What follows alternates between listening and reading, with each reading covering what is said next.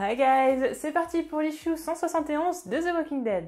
Nous nous étions quittés avec la discussion entre Siddiq et Eugène et donc ça continue. Siddiq explique à Eugène que si au début il ne lui a pas parlé de l'histoire avec Rosita, c'est parce qu'au début il pensait vraiment qu'il le protégeait et qu'en fait par la suite il s'est rendu compte qu'en fait il protégeait lui-même de Eugène puisqu'il ne voulait pas que lui soit au courant de l'histoire. Il lui ajoute qu'il est désolé mais que Rosita l'aimait et qu'il allait quitter Eugène.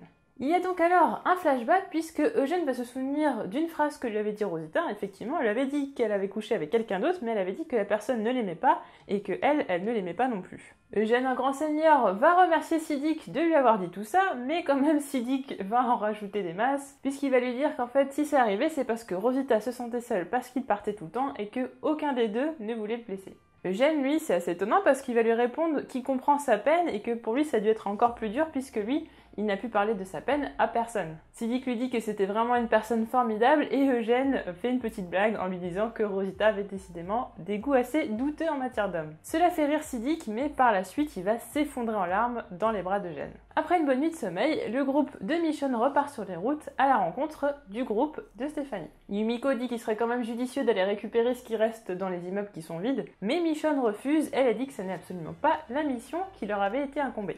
Michonne s'arrête et dit à tout le monde de l'écouter. Elle leur explique que puisqu'ils sont à la fin de la ville, elle a envie de tester quelque chose, mais que par contre, il faudra que tout le monde soit prêt à galoper le plus vite possible si les choses tournent mal. Et là, se met à crier « Hello, il y a quelqu'un ?» Il y a un véritable silence de mort et on a l'impression que du coup, il ne se passe rien, qu'il n'y a rien ni personne, jusqu'à l'arrivée d'une jeune femme avec un accoutrement assez spécial et une énorme mitraillette dans les mains.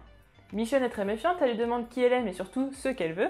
La jeune fille lui fait remarquer que c'est Michonne qui a crié et pas elle et qu'en plus elle n'a vu personne depuis un an et que la première personne qu'elle voit elle a l'air quand même assez méchante. Michonne s'excuse, elle lui dit qu'elle ne s'attendait pas du tout à voir quelqu'un et puis en plus elle ne savait pas si elle voulait l'attaquer. La jeune fille rétorque que si elle voulait les menacer, elle aurait pointé leur arme comme elle le fait à ce moment-là. Elle leur demande s'ils lui veulent du mal. Magna répond que non si elle ne pointe plus son arme sur eux. La jeune femme remonte son arme et s'excuse, et là elle explique qu'effectivement, puisqu'elle n'a vu personne depuis si longtemps, elle ne sait même plus quoi dire, elle ne sait plus comment justement parler aux gens, comment discuter, et d'ailleurs elle n'est même pas sûre que les gens soient réels, elle a peut-être l'impression qu'elle pourrait totalement halluciner. Pour vérifier qu'ils sont bien réels, elle leur demande de lui dire quelque chose qu'elle ne pourrait pas savoir. Elle demande donc quelle est la capitale de la Pennsylvanie, et Eugène va répondre Harrisburg.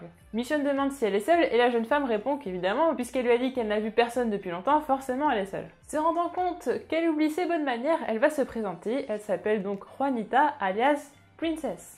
Yumiko lui demande pourquoi Princess. Elle lui explique que c'est parce que Reine ça faisait un peu trop vieux pour elle, et que de toute façon la ville était vide, donc elle se l'est revendiquée pour elle, et que du coup c'est la princesse de Pittsburgh.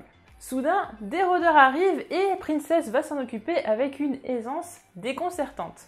Cette dernière souhaite ensuite partir avec le groupe, mais Michonne refuse parce qu'elle ne la connaît pas du tout. Princess répond alors que la meilleure façon d'apprendre à la connaître, c'est forcément de la laisser voyager avec eux.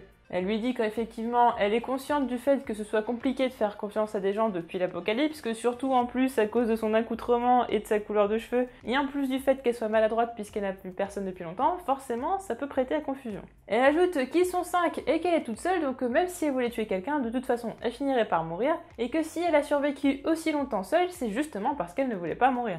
Eugène dit qu'ils peuvent la surveiller et finalement Michonne accepte. Évidemment, ça n'arrête pas Princess de parler et elle continue en disant qu'elle adore la diversité qu'il y a dans le groupe, que ce soit en termes d'ethnie qu'aussi de sexe. Elle ajoute que maintenant il n'y a plus de minorités et que les minorités sont les vivants et que du coup, puisqu'il ne reste plus grand monde, du coup ça en fait des personnes spéciales. Michonne semble aimer le point de vue de Princess et du coup, il y a Princess en train de se dire que finalement Michonne pourrait finir par l'aimer. Elle lui demande même, du coup tu peux baisser ton arme vu que tu vas finir par m'aimer. Et Michonne refuse, mais bon. Elle a quand même bien essayé. Le groupe arrive devant chez Princess et tout le monde est sur ses gardes puisque personne ne sait s'il s'agit d'un piège. Princess descend et va vers l'immeuble en criant « Regardez les mecs vivants, je vous ai ramené des chevaux !» Michonne, menaçante et effrayée, va pointer son arme sur Princess et va lui dire de ne plus bouger. Et que si quelqu'un montre sa tête avant même de montrer ses mains, il finira exploser. Princess se retourne, elle regarde Michonne inquiète avant de totalement exploser de rire et personne ne comprend pourquoi. Princess, hilar, va déclarer qu'en fait il s'agissait d'une blague, qu'il n'y a personne dans cet immeuble et qu'elle va se dépêcher de revenir. Mais malheureusement, la blague n'a pas plu du tout à Michonne. Donc nous avons un nouveau personnage dans The Walking Dead.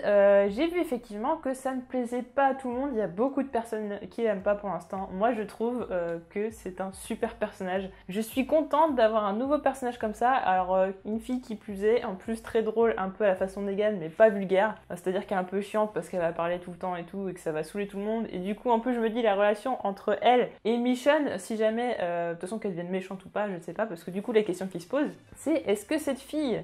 Est-ce que cette princesse est méchante ou pas? Parce qu'en plus, sur la cover, qui est juste géniale, la cover c'est une des plus belles, je l'adore la cover, et j'ai envie de faire un cosplay maintenant. Mais du coup, sur la cover, vraiment c'est marqué, voilà, le chapitre, enfin l'issue s'appelle Fear the Princess, donc du coup on peut se dire que c'est quelqu'un de méchant, et elle a l'air menaçante sur la cover, et je pense que du coup, en fait, le fait qu'elle soit qu'on a l'impression qu'elle soit gentille, je pense que du coup elle est vraiment gentille. Mais bon, on sait jamais, peut-être que c'est une gamine qui finalement est intelligente. D'ailleurs, on n'arrive pas à situer son âge. Moi je dirais peut-être qu'elle a mon âge, voilà, d'avoir 25 et quelques, voilà, entre 25 et 27. Je pense pas qu'elle ait 15-16 ans, ce serait... Je sais pas comment elle pourrait survivre autant comme ça. En tout cas, je trouve que le chara-design, il est génial parce que vraiment, elle a...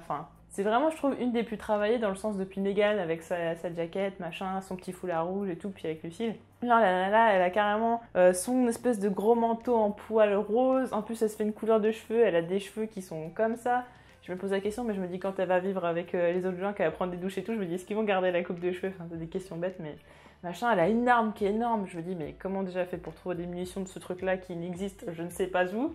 Mais en fait, ça lui donne un côté badass. C'est un peu la gamine super badass avec son truc son jean mal fermé et tout, comme si elle était super négligée, des cafés super négligés. Et je me dis, ouais, c'est totalement un personnage qui est excentrique et tout, qui parle beaucoup, et du coup, Michonne, qui elle, n'est pas quelqu'un qui parle beaucoup, hein, c'est pas la plus excentrique des personnages du comics. Et je me dis, alors soit il y a un truc où elle va devenir méchante et du coup Michonne va le prendre personnellement parce que du coup c'est elle qui aura accepté qu'elle vienne dans le groupe, ou alors en fait elle va être vraiment gentille et dans ces cas-là il va y avoir une espèce de relation d'un peu de sœur, c'est-à-dire qu'elle va peut-être la prendre sous son aile, ce sera un petit peu comme sa petite sœur. Et du coup je pense qu'en plus Princess risque de s'attacher énormément à Michonne, parce que j'ai l'impression que Princess est un espèce de coup de cœur amical pour Michonne, et je me dis que la relation entre les deux, je me dis quand ils vont revenir, enfin je sais pas, Michonne au royaume ou je ne sais quoi, bah du coup ça va être assez sympa. Peut-être que Michonne elle reviendra à Alexandria, mais je pense pas. Je pense qu'elle reviendra quand même, peut-être pour aider Rick, pardon. Mais du coup oui, il y avait un problème par rapport au fait que cet issue n'était pas du tout concentré sur Rick et sur les problèmes qu'il peut éventuellement avoir avec Dwight, que ça peut être aussi par rapport à Negan et Dante. Donc je pense qu'on le reverra assez vite parce que justement je sais qu'il va y avoir la construction de la colline, la reconstruction de la colline qui va être le sujet de la prochaine issue. L'issue, je crois, 173, si je dis pas de bêtises, on a Jesus qui est en mauvaise posture, on sait pas contre qui, mais on pense que c'est Beta. Donc effectivement, oui, c'est vrai que peut-être à ce moment-là précis, on manque un peu de méchant et du coup ça pourrait faire une nouvelle méchante. Mais on a quand même l'arc Dwight, Rick qui est un petit peu... qui est pas réglé du tout, on sait pas du tout ce que ça donne, même si on pense que Dwight quand même, finalement il est gentil, il va rien faire de spécial. Mais on a quand même la possibilité que Beta revienne, donc est-ce qu'on va mettre une nouvelle méchante alors qu'on fait peut-être revenir potentiellement Beta 2 issues après? Je suis pas sûre. En tout cas, super personnage, excentrique, qui parle tout le temps et tout, avec des dialogues. Moi, j'ai voilà, le coup de la blague, mais surtout, voilà, ça agace Michonne, et moi, c'est le genre de truc que j'adore voir, et franchement, non...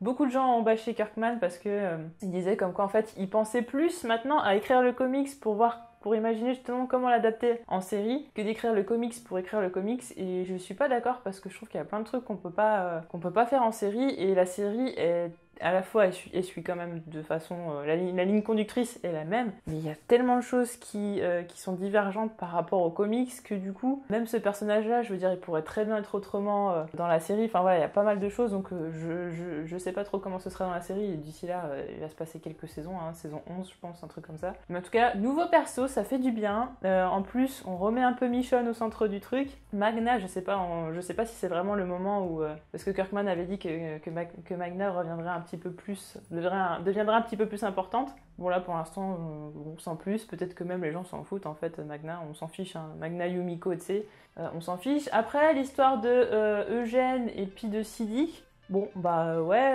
Eugène qui pardonne comme ça d'un claquement de doigts. Alors on sait pas trop si au final est-ce qu'il pense que Rosita elle aimait vraiment pas Siddiq et que c'était vraiment une erreur pour elle, et du coup elle a menti à Siddiq alors qu'en fait elle aimait Eugène, ou est-ce qu'effectivement elle a menti à Eugène en disant qu'il s'aimait pas pour le protéger et que du coup en fait elle allait vraiment le quitter, etc. Donc je sais pas. En tout cas Eugène qui a l'air d'avoir fait son deuil, ça l'a touché sur le moment dans l'issue précédente, mais maintenant il pardonne à Siddiq, limite ce sont un peu les meilleurs amis du monde. Il y a juste un moment où on voit un échange de regards un peu confus, on sait pas trop ce qu'il pense l'un de l'autre, mais bon carrément le mec il fond en larmes pour tout ça, et puis Eugène il le prend dans ses bras, enfin je veux dire il fait un truc comme ça, bon c'est censé être peut-être pas son ami, mais bon son pote, ou du moins son voisin, et du coup le mec il se tape sa nana, il la met enceinte en plus, parce que du coup elle était enceinte, Rosita. C'est assez compliqué quoi, il avait accepté dans tous les cas d'élever l'enfant de quelqu'un d'autre, mais maintenant il sait de l'enfant de qui c'est maintenant, donc ouais c'est un peu bizarre.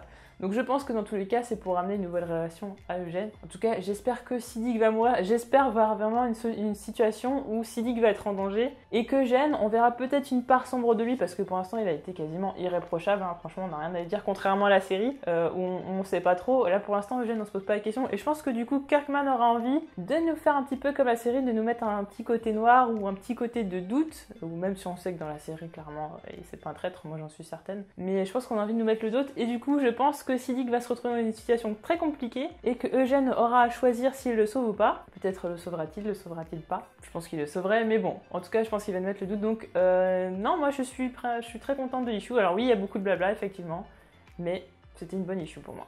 N'hésitez pas à me donner en commentaire votre avis sur cette issue, ce que vous pensez justement qui va arriver, comme ça moi je peux rebondir dessus pour la prochaine vidéo. Qu'est-ce que vous avez pensé justement de ce nouveau personnage, Princess Juanita, mais bon Princess on va l'appeler, qui est assez badass, que moi j'aime bien, et on se retrouve très vite pour d'autres vidéos. Salut!